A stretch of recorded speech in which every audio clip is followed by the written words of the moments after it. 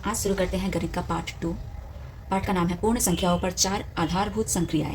English में part का नाम है 4 fundamental operation on whole numbers. इसके बारे में हम जानेंगे। पहला पार्ट पिछले वीडियोस में कवर किए गए हैं। अगर आपको पिछले पार्ट का रिवीजन करना हो तो आप मेरे चैनल पे मेरे प्लेलिस्ट से वीडियोस देखकर प्रैक्टिस कर सकते हैं। 2 या 2 से अधिक संख्याओं पर 4 आधारभूत संक्रियाएं लागू होती हैं। वो 4 संक्रियाएं कौन कौन से हैं, 4 फंडामेंटल ऑपरेशन कौन कौन से हैं जो नंबर्स पे लागू होते हैं? वो है पहला जोड़, दूसरा घटाओ, तीसरा गुना और चौथा भाग। 4 संक्रियाओं का इस्तेमाल करके हमारा पूरा गणित टिका हुआ है। इस पार्ट में हमसे पढ़ेंगे पूर्ण संख्याओं के ऊपर कौन कौन से संक्रियाएं प्रयुक्त होते हैं। तो पूर्ण संख्याएं जोड़ तथा गुना की संक्रियाओं का पालन करती है। फिर से एक बार रिपीट कर रही हूँ, पूर्ण जो संख्याएं हैं जिसे इंग्लिश में कहते हैं होल नंबर, होल नंबर सिर्फ जोड़ और गुना की संक्रियाओं का पालन करते हैं। सिर्फ यही 2 फंडामेंटल ऑपरेशंस का पालन करते हैं, परंतु घटाओ और भाग के नियमों का पालन नहीं करते हैं। कौन सी संख्याएं? पूर्ण संख्याएं। होल नंबर्स जो हैं वो सिर्फ 4 फंडामेंटल ऑपरेशंस में से सिर्फ 2 फंडामेंटल ऑपरेशन का पालन करती हैं। कौन कौन सा? Addition and multiplication. और इन दोनों का पालन नहीं करती है। किनका पालन नहीं करती है? घटाओ सब्ट्रैक्शन और भाग मतलब डिवीजन। संख्याओं को जोड़ने और घटाने के कुल 4 नियम बनाए गए हैं। उन चारों नियमों को हम लोग एक एक करके पढ़ेंगे और समझेंगे। बहुत ही आसान से नियम है। एग्जाम्स में बहुत ही रेयरली नियमों के नाम पूछते हैं, लेकिन आपको सारे नियमों के नाम याद करके रखने होंगे। By chance, luck by chance कभी कभी ये सवाल पूछ दिए जाते हैं, तो इसीलिए आप एक बार के लिए रिवाइज कर ले सारे नामों को। 4 नियम में से पहला नियम है संवरक नियम, जिसे इंग्लिश में कहते हैं क्लोजर लॉ। इस नियम में क्या है? ए और बी एक पूर्ण संख्या है। ए भी अलग एक पूर्ण संख्या है, बी भी अलग एक पूर्ण संख्या है। 2 पूर्ण संख्याओं को अगर हम जोड़ते हैं तो हमारा जो उत्तर आएगा वो हमेशा पूर्ण संख्या होगा। इसे मैं इंग्लिश में एक बार समझा देती हूँ। ए और बी एक होल नंबर है। 2 होल नंबर्स को जब हम लोग ऐड करते हैं तो एडिशन के बाद हमारा आंसर जो आता है वो भी क्या आता है? एक होल नंबर आता है। सेम गुणा के लिए भी वही रूल अप्लाई होता है। ए और बी दोनों पूर्ण संख्याएं हैं। दोनों को अगर हम गुना करेंगे तो हमारा जवाब जो आएगा, उत्तर जो आएगा, वो भी क्या होगा? एक पूर्ण संख्या ही होगा। ए और बी को अगर मल्टीप्लाई करते हैं जो कि एक होल नंबर है, तो दोनों का आंसर जो आएगा वो क्या होगा? होल नंबर होगा। उदाहरण के सहित हम समझने की कोशिश करेंगे। 3 एक होल नंबर है, पूर्ण संख्या है। 4 एक होल नंबर है, पूर्ण संख्या है। दोनों को अगर हम जोड़ेंगे तो आंसर क्या आ रहा है? 3 + 4 क्या होता है? 7। 7 भी क्या है? एक पूर्ण संख्या है। 3 और 4 को अगर गुना करते हैं, 3 भी एक पूर्ण संख्या है, 4 भी एक पूर्ण संख्या है। दोनों को गुना करने से 3 × 4 = 12। 12 भी क्या है? एक पूर्ण संख्या है। तो इस उदाहरण से हमें पता चल रहा है ये नियम क्या कहना चाह रहा है हमसे। यह नियम बस इतना कहना चाह रहा है, कोई भी 2 या 2 से अधिक पूर्ण संख्याओं को अगर हम जोड़ते हैं या गुना करते हैं तो उत्तर जो आएगा, उत्तर संख्या जो आएगी वो भी क्या होगी? पूर्ण संख्या ही होगी, होल नंबर ही होगी। दूसरा लॉ कर्म विनिमय नियम, जिसे इंग्लिश में कहते हैं कम्यूटेटिव लॉ। ये नियम भी बहुत सिंपल है, ध्यान से देखिएगा। a + b = b + a। ध्यान रखिएगा, यहाँ पे जितने भी a और b मैंने इस्तेमाल किए हैं ये सारे पूर्ण संख्याएं हैं। शुरू में मैंने क्या किया है? a पहले लिखा है, b बाद में लिखा है। इक्वल टू के बाद क्या किया है? b पहले लिख दिए हैं और a को बाद में लिख दिए हैं। सेम गुना में भी वही चीज़ देखेंगे। a पहले लिखा हुआ है, b बाद में लिखा हुआ है। इक्वल टू के बाद क्या है? b पहले लिखा हुआ है, a बाद में लिखा हुआ है। अब इसको उदाहरण के सहित हम समझेंगे। 3 + 4 = 4 + 3। चाहे हम 3 में 4 को ऐड करें या 4 में 3 को ऐड करें, आंसर हमारा क्या होगा? 7 ही होगा। 3 + 4 7, 4 + 3 7। तो दोनों का मान क्या होगा? बराबर होगा। तो ये कम्यूटेटिव लॉ यही बताना चाह रहा है कि हम लोग किसी भी पूर्ण संख्या को आगे पीछे करके जोड़ेंगे तब भी हमारा उत्तर क्या होगा? हमेशा सेम होगा। सेम गुना के क्षेत्र में भी वही है। 3 × 4 करें या 4 × 3 करें, 3 को 4 से गुना करें या 4 को 3 से गुना करें, उत्तर हमारा 12 ही आएगा। 3 × 4 = 12, 4 × 3 = 12। तो ये कम्यूटेटिव लॉ कहलाता है। तीसरा लॉ, तीसरा नियम साहचर्य नियम, जिसे इंग्लिश में कहते हैं एसोसिएटिव लॉ। ध्यान से देखिए, a b c तीनों एक पूर्ण संख्या है। a को ब्रैकेट के बाहर निकाल दिए हैं, b और c को ब्रैकेट के अंदर रखे हैं। जोड़ हो रहा है तीन दोनों में। यहाँ पे भी देखिए क्या किया है? सेम नंबर सेम है हमारे, लेकिन क्या किया है? अब ब्रैकेट हमने b और c को हटाकर a और b को ब्रैकेट के अंदर रख दिया है, c को बाहर कर दिया है। और बीच में देखिए क्या है? बराबर का चिन्ह है। इसका मतलब इसको सॉल्व करने के बाद जो आंसर आएगा और इसको सॉल्व करने के बाद जो आंसर आएगा, दोनों का मान क्या होगा? बराबर होगा। सेम उसी तरीके से गुना में भी यही लागू हो रहा है। a × b × c ब्रैकेट बंद = a × b ब्रैकेट बंद गुना c। b और c पहले ब्रैकेट में था, अब a और b ब्रैकेट में है, लेकिन दोनों का आंसर क्या होगा? सेम होगा। अगर नंबर सेम है तो, अगर संख्याएं सेम है तो उदाहरण से समझने की कोशिश करते हैं। 2 3 4 तीनों क्या है? पूर्ण संख्या, होल नंबर है। पहले 3 और 4 ब्रैकेट के अंदर था, दूसरे केस में क्या हो रहा है? 2 और 3 ब्रैकेट के अंदर में है। सबको जोड़ेंगे, 2 + 3 + 4 कितना होगा? 3 + 4 7, 7 + 2 9, 9 आ रहा है। 2 + 3 5, 5 + 4 9। तो चाहे हम इस तरीके से जोड़े या इस तरीके से जोड़े, आंसर हमारा क्या होगा? सेम ही होगा। सेम उस तरीके से गुना के केस में 2 × 3 × 4 = 2 × 3 × 4। पहले 3 और 4 ब्रैकेट में था, अब 2 और 3 ब्रैकेट में है। गुना करके देखते हैं। 4 × 3 = 12, 12 दूनी 24, यहाँ पे 3 दूनी 6, 6 × 4 = 24। तो चाहे इस तरीके से गुना करें या इस तरीके से गुना करें, हमारा जो आंसर है वो हमेशा सेम होगा। अब समझते हैं चौथा नियम, बंटन वितरण नियम, जिसे इंग्लिश में कहते हैं डिस्ट्रीब्यूटिव लॉ। इसका नियम क्या है? 3 संख्याएं इस्तेमाल की गई हैं, a b c, और तीनों संख्याएं पूर्ण संख्या है। a × b + c with in bracket = a × b + a × c। यहाँ समझने लायक क्या है? ए गुना बी प्लस सी, बी और प्लस सी ये ब्रैकेट के अंदर है। ये जो ए है वो बी से भी गुना होगा और ए सी से भी गुना होगा। तो यहाँ पे ए को पहले बी से गुना किए, फिर ए को सी से गुना किए, और दोनों के बीच में कौन सा साइन है? जोड़ का साइन है। ये सब नियम कब इस्तेमाल में आता है? जब हम सरल करो करते हैं। जब बड़े बड़े सरल करो दिए जाएंगे तो ये सारे नियम हमें याद रहेंगे, तभी हम आसानी से कोई भी सरल करो कर सकते हैं। चलिए आगे हम लोग एग्जाम्पल सॉल्व करेंगे, प्रीवियस ईयर क्वेश्चन, पिछले वर्षों के क्वेश्चन सॉल्व करेंगे। उन सब में हम समझेंगे ये सब नियम किस तरीके से इस्तेमाल किए गए हैं। नेक्स्ट क्या है? ए प्लस बी गुना सी। यहाँ पे भी ए प्लस बी ब्रैकेट के अंदर है, सी बाहर है। इसका मतलब सी जो है पहले ए से गुना होगा, फिर सी बी से गुना होगा, और बीच में जोड़ का साइन है तो क्या होगा? जोड़ होगा। तो ए गुना सी और बी गुना सी। उदाहरण के सही समझते हैं।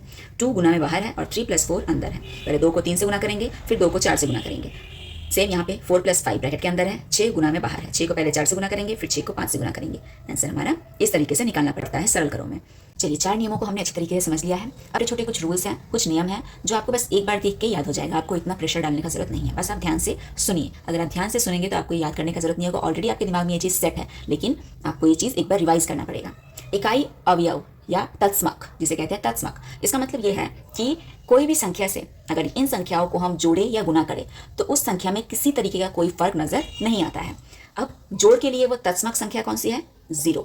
और गुना के लिए तत्समक संख्या कौन सी है? 1। उदाहरण के सही समझते हैं, इतना कंफ्यूज होने का जरूरत नहीं है, धीरे धीरे समझने की कोशिश कीजिए। वर्ड्स जो हैं, जो यहाँ पे शब्द इस्तेमाल किए गए हैं, वो सब शब्द कुछ टफ हैं।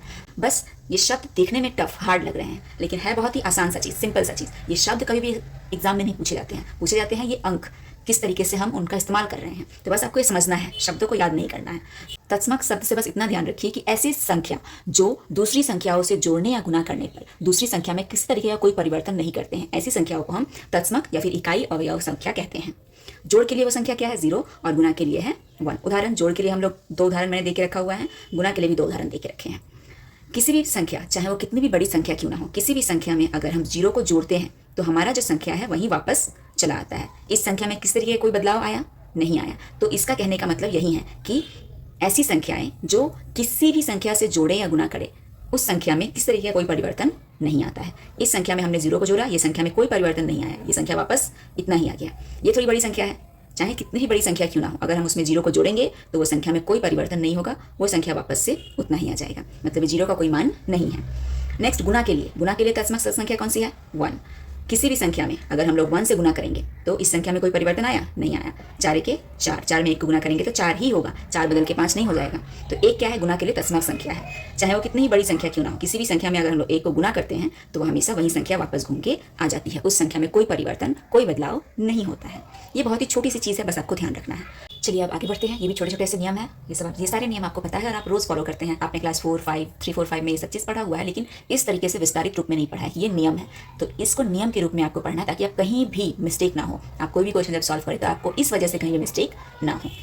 तो हम पढ़ेंगे 0 के गुण और 1 के गुण। 0 के क्या क्या गुण हैं और 1 के क्या क्या गुण हैं। गुना करने में, जोड़ने में, घटाने में, भाग करने में, इन सब का क्या रोल है वो हम लोग सीखेंगे। अब देखिए 0 का, सबसे पहले 0 से स्टार्ट करते हैं। 0 को किसी भी संख्या से गुना करेंगे तो आंसर हमेशा क्या होगा? 0। ये हम सबको पता है, लेकिन ये एक नियम है और आपको नियम की तरह बस एक बार रिवाइज कर लेना है। अब चाहे वो संख्या कितनी भी बड़ी क्यों ना हो, हम लोग चाहें कितनी भी बड़ी संख्या को 0 से गुना करेंगे तो हमारा उत्तर हमेशा क्या होगा? 0 होगा। ये तो छोटी संख्या थी। अगर मैं बहुत बड़ा संख्या 1 दूँ, इसको भी अगर 0 से गुना करेंगे तो हमारा पूरा आंसर क्या हो जाएगा? 0 हो जाएगा। नेक्स्ट पॉइंट क्या है?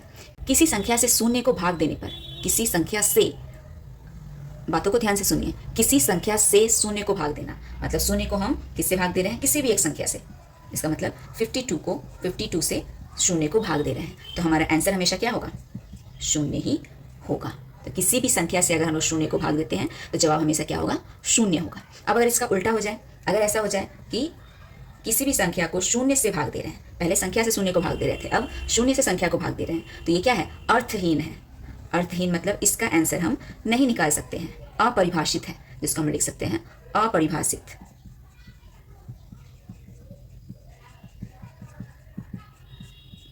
ठीक है, तो ये 2 नियम हम जानते हैं। ये सारे नियम हम डेली यूज़ करते हैं जब भी हम भाग करते हैं, गुना करते हैं तो, लेकिन हमें नहीं पता है कि ये एक नियम के अंदर आता है। तो बस इन्हें एक बार रिवाइज करना है अगर आपको पहले से ये नियम का जानकारी है तो।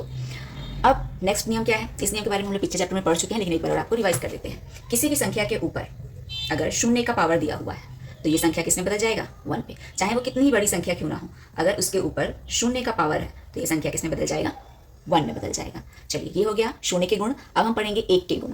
1 के गुण, किसी भी संख्या को 1 से गुना करने पे वही संख्या रिपीट हो जाती है। जैसे कि 89 को अगर हम 1 से गुना करते हैं तो क्या हो जाएगा, 89 ही हो जाएगा, चाहे वो कितनी भी बड़ी संख्या क्यों ना हो।